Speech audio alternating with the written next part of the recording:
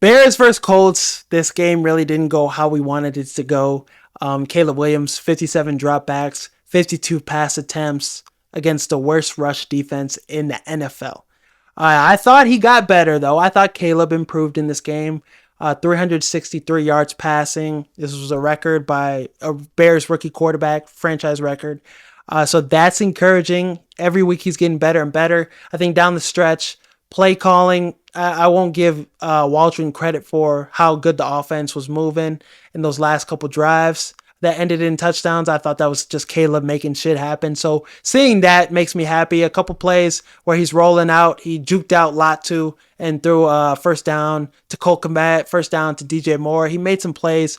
Throwing on the run, that's his specialty. So we need to, keep doing that. Maybe Waldron. But offensively in this game, this offense, I don't know who's worse, Getsy or Waldron. I think you look at that 4th and goal, speed option is fucking crazy. 12-yard loss. That can't happen. I don't know how you even explain trying to run that.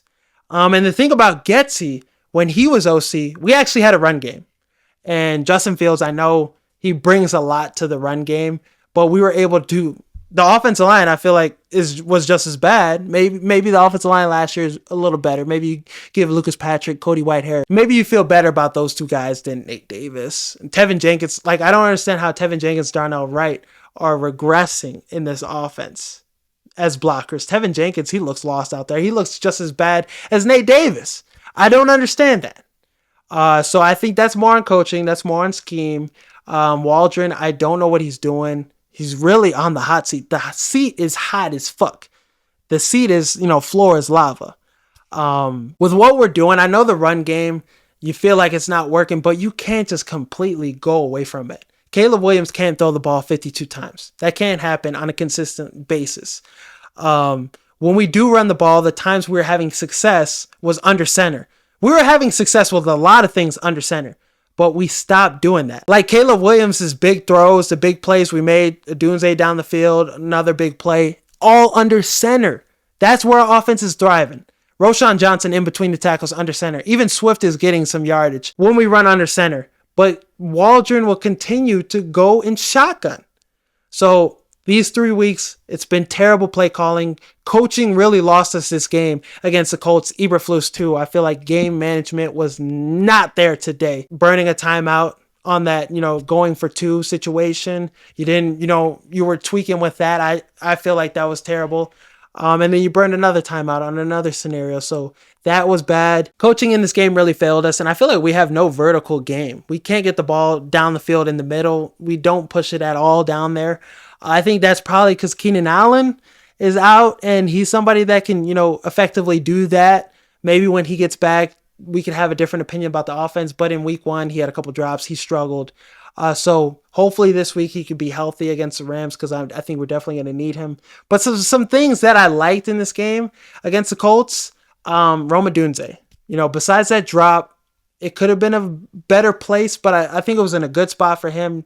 Didn't put 2 hands on it, turned into an interception. Other than that, he was flawless in this game. He showed you why we drafted him as a top 10 pick. He had 6 catches, 112 yards receiving, 1 touchdown, 18.7 yards per catch. So he had a lot of, deep, big plays. That one ball, Caleb Williams threw right in the breadbasket. That was perfect. That's the connection we want to see. And I feel like they were clicking in this game. And that's something we can build on. He could be a go-to receiver for us right now, especially with Keenan Allen out. I do think, though, I still want DJ Moore in the mix. I feel like Waldron doesn't fuck with DJ Moore.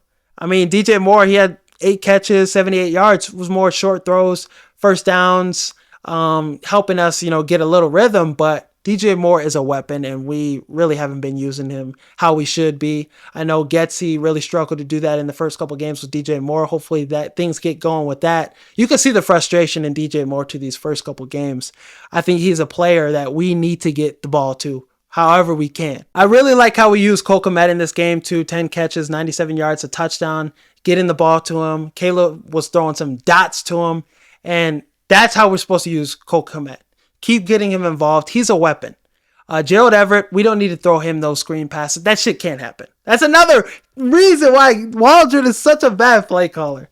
And it's sad because That was the guy I was really high on. I was like, the Bears got their guy. The Bears got their guy. It's ironic that hiring Waldron I thought was going to keep Eberflus around, but it turns out it might be the reason he gets fired. Both of them get fired, Waldron and Eberflus. Right now, their seat is hot. But yeah, offensively, there were some bright spots within all the struggle with the play calling. Dunze, DJ Moore, Cole Kmet, they had some good performances. I think Roschon Johnson needs to be our starting running back. I think as a pass protector, he could help this offense line. Another man in the backfield that can, take on a blitzer or pick up and that, beat one of our tackles. He could help out with that. He can also be a guy that's a check down guy. He had, 32 yards receiving in this game, 30 yards rushing. So he was really effective when we used him. He had like 8 carries for 30 yards. And I thought he was more effective in the run game in between the tackles. And he's the type of running back we need. When we have a bad offensive line, you need a David Montgomery. You need a bruiser back that's going to fight for every single yard. You don't need a running back that's going to, run around, try to find something and just get tackled for a 5-yard loss. I feel like that's what Swift's been doing. And with 12 carries for 20 yards, 13 carries for 20 yards, that's terrible. 1.8 yards per carry. I don't want to put all the blame on Swift because I know the offensive line has been bad, but he's just not been the answer so far. You need to have Roschon as your number 1 featured back, or Khalil Herbert, give him some carries. Have Roschon as your featured back, allow him to get more carries and more workload, and have Swift be a receiving back, a guy that comes in the mix. Like how we were using Travis Homer, use Swift like that. Because in the receiving game, he's a weapon. Line him up at receiver, especially if Keenan Allen misses another week. This is another weapon out there, a guy that can make some plays in that area. Use him in other capacities. Use him in other ways, because he could still be an effective playmaker on this team, I think. But Roschon Johnson, I think, was making the most out of some of those runs, and we had a lot more success running the ball with him. So I think he should be the guy moving forward. Herbert definitely deserves some more carries moving forward. Like, I don't get why we haven't been using him or Roschon the weeks prior. Those are guys that are going to fight for yardage, and Herbert is a monster in between the tackles. And you've seen him get a couple carries and he does something. It changes the next play. Like, all right, it's 2nd and 7 instead of 2nd and 12. There wasn't a pitch toss to Swift that got tackled for 5-yard loss, So things change when you have positive yardage on that first play. So I think that's what we need to implement a little more. Offensive line, Matt Pryor, really wasn't much of a difference. It was still ass offensive line performance. That really needs to get cleaned up however possible, because if the offensive line, if we can't get any better than what we got, we can't do anything. Really. I do think Caleb has been holding on the ball a little too long, but I think that's something that will improve down the road, because he's still getting the ball out faster than any quarterback in the league. Just a couple plays where he's taking a sack where the offensive line, gives him 5 seconds. And, Latu or somebody got him.